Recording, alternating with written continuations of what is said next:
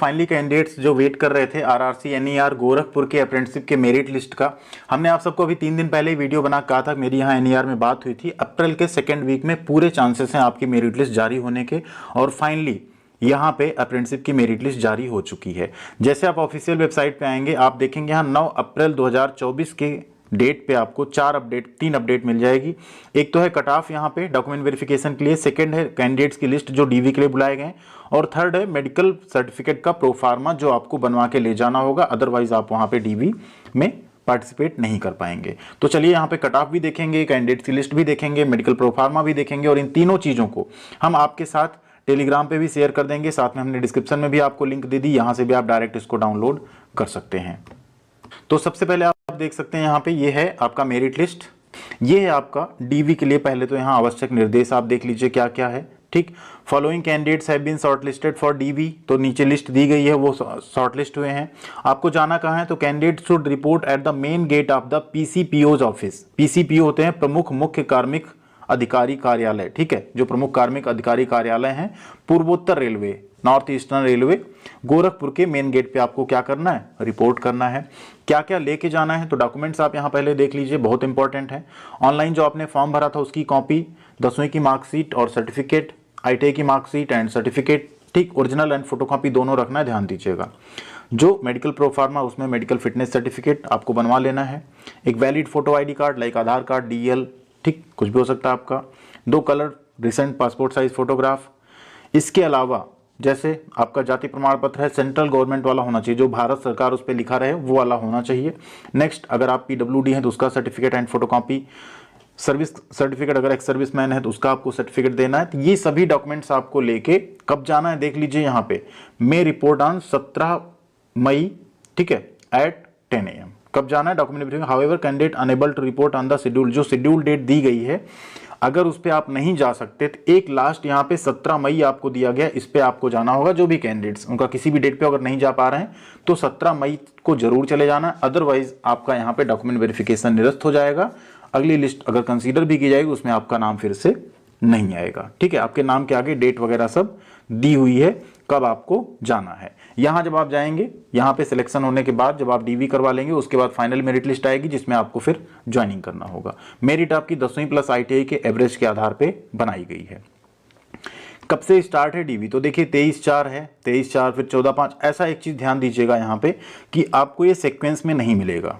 ठीक है, DV team ABCD दी गई है और रैंडमली है ये। अगर आप देखें तो ये रैंडमली जो रजिस्ट्रेशन नंबर है आपका ना, उसके आधार पे शॉर्टलिस्ट किया गया है। तो आपको यहाँ अपना नाम जो है ना सर्च करना पड़ेगा। ऐसे आप अगर एक एक करके देखेंगे कम मिलेगा। तो आपका जैसे मान लीजिए नाम अमर है, तो यहाँ पे जैसे हमने अमर सर्च किया, देखिए आ गया। तो ऐसे आप अपना क्या करेंगे, नाम सर्च कर लेंगे, या अगर आपके पास रजिस्ट्रेशन नंबर है तो उससे भी आप सर्च कर सकते हैं। तो आपको समझने में थोड़ा सा आसानी होगी। पहला देखिए 23/4 है, फिर 24/4, फिर इसी में 15/5 भी आपको दिख जाएगा। तो इस तरीके से आपको यहाँ पे डीवी का जो शेड्यूल है वो दिख रहा है। आप लोग एक बार अपना नाम चेक कीजिएगा और उसमें बताइएगा आपका किस डेट पे यहाँ डीवी पड़ा हुआ है।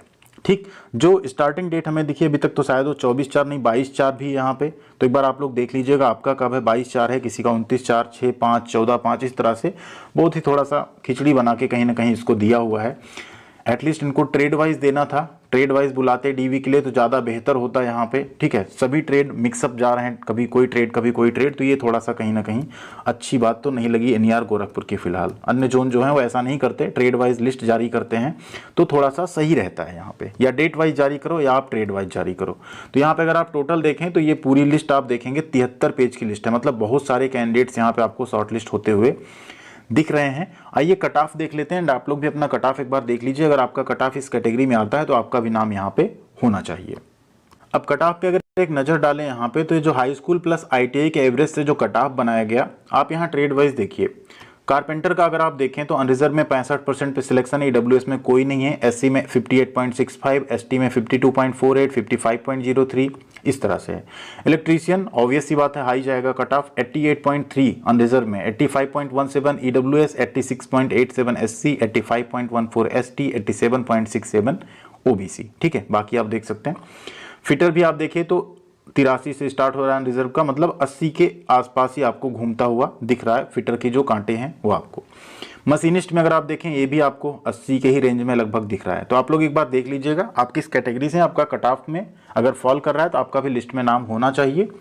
नेक्स्ट है मैकेनिक डीजल, इसमें भी आपको कट ऑफ हायर साइड ही देखने को मिल रही है।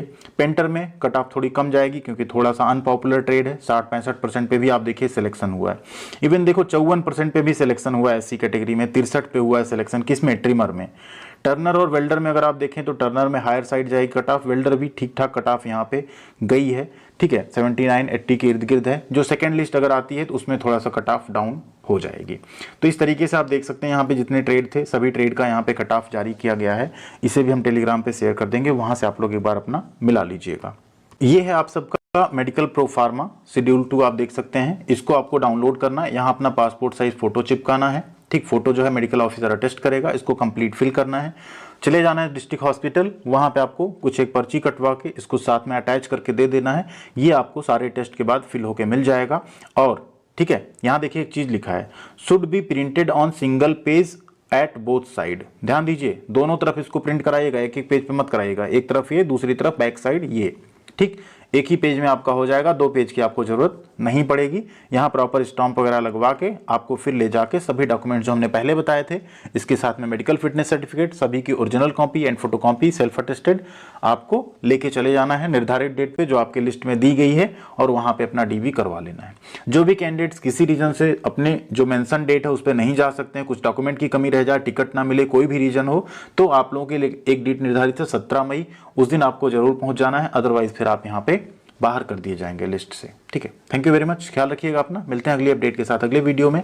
एंड इसमें जिनका भी अप्रेंटिसशिप हो जाता है आप लोग चाहें तो ज्वाइन कर सकते हैं। ज्वाइन करने के बाद एक चीज ध्यान रखिएगा, अभी अगर आप अप्रेंटिसशिप ज्वाइन करते हैं तो आपका 1 साल लगेगा कंप्लीट होने में। तो इस साल जो ग्रुप डी की वैकेंसी आ रही उसमें आप एलिजिबल नहीं रहेंगे, बट नेक्स्ट ईयर जो भर्ती आएगी उसमें आपको सभी बेनिफिट्स मिलेंगे। एंड अप्रेंटिसशिप करने के बाद अब आपको अप्रेंटिसशिप 1 साल के एक्सपीरियंस के बराबर माना जाता है, तो वो भी आपके लिए एक बेहतर बेनिफिट यहाँ पे रहेगा रेलवे से करने के बाद। Thank you.